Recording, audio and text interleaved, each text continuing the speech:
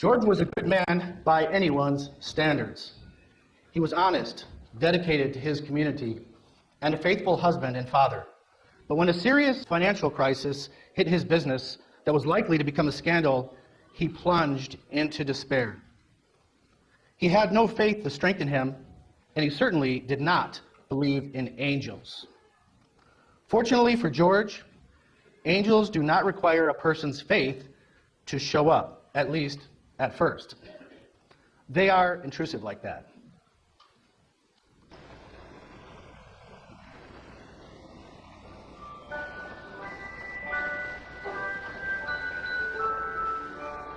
I didn't have time to get some stylish underwear. Wife gave me this on my last birthday.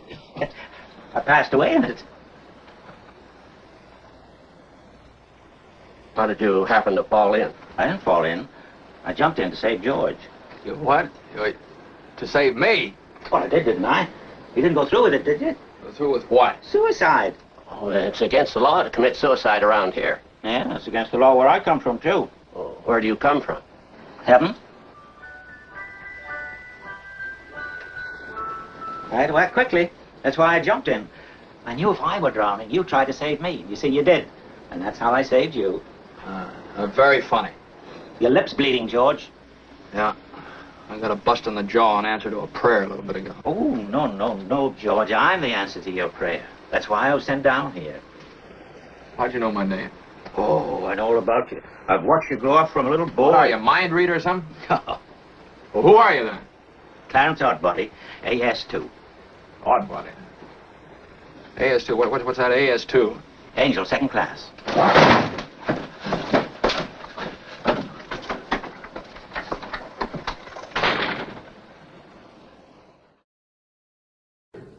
In my opinion, that is not far off. Certainly it was, fictionalized, made for entertainment, but that could very well be how angels look when they appear, at least some of the time. Because here's what we learn from the example of Lot. In Genesis 19, the text tells us, and it calls them angels, verse 1 and 15. But it also calls them men.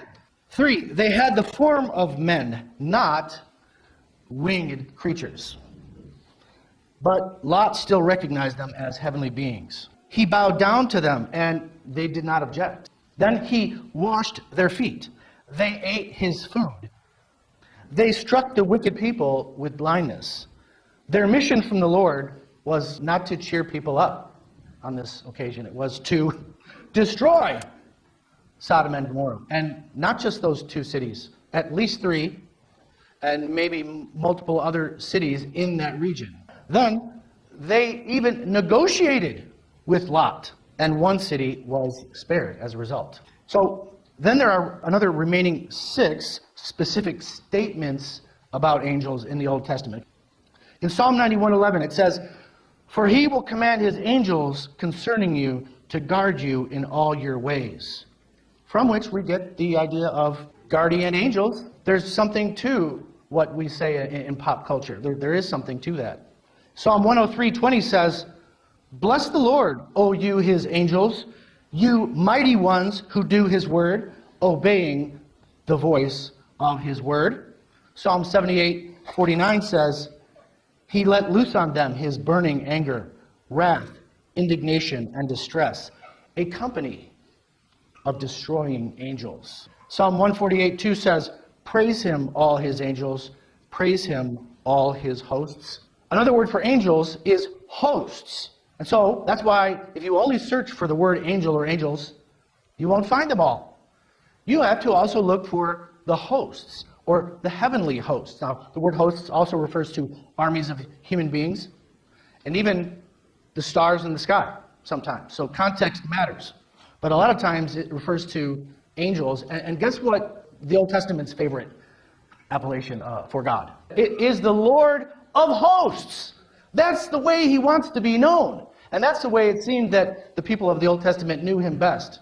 The Lord of hosts, Yahweh, of the armies of heavenly beings. What we can observe from these references is God has companies of angels.